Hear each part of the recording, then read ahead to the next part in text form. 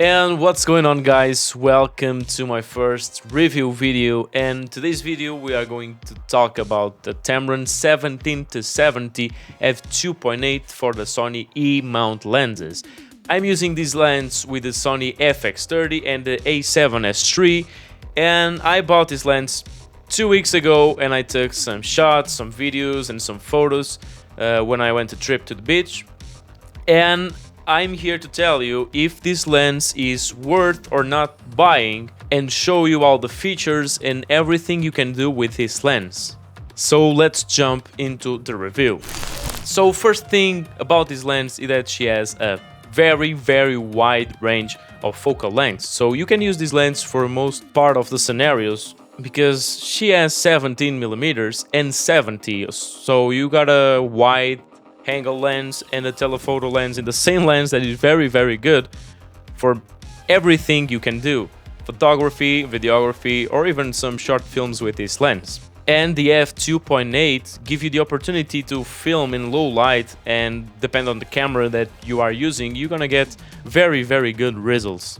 The second thing about this lens that I love is how lightweight she is. She is very lightweight, and you can carry this lens with your camera and cage and everything rigged up all day, and you will not get tired to carry this lens among your rig because she's very lightweight, and for me that's a good point. The build quality is great. Most part of the lens is plastic, but the mount is metal for protecting from damage or something like that.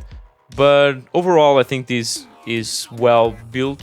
It's not a perfect lens, it's not a Sony G Master lens quality, but it's kind of great. So the features of this lens, the one in particular that I love is the stabilization. Yes, this lens has stabilization inside the body. So for example, for me, using the FX30 with the in-body stabilization, I don't like too much because sometimes you got some frame drops and feel so robotic that sometimes I keep the in-body stabilization off, and with this lens we can compensate that. You can turn off the Sony stabilization and use a lens stabilization that you can turn on and off. It's always on, and for the price and for the lens, for what she is made, it's very good.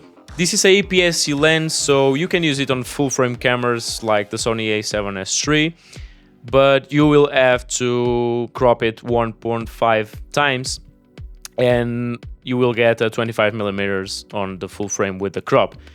And a special thing that I noticed with this A7S III is that when you put your camera in the crop mode for using this lens without vignetting, you lose some focus controls. So the camera is doing all the focus for you and focus on what she wants, and sometimes it can be annoying, but depends on what you're working. But if you don't want to lose your focus control, you can record with the vignetting, and in your editing software you just zoom in the image because the 4K has a very good quality for doing that. The last thing about this lens is the price. You can get this lens new for 600-700 euros in Portugal, and I think is worth the price because it's not that much for the lens and for what she's made and what you can do with her.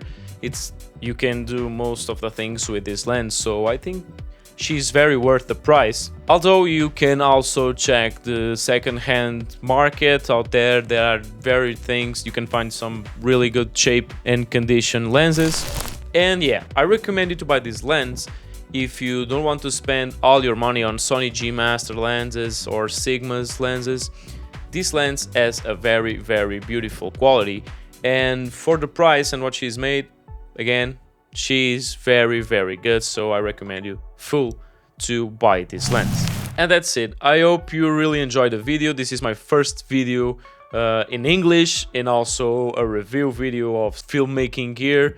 So if you want to see more content like this, leave your comment, and don't forget to follow on YouTube and my socials, and see you in the next video.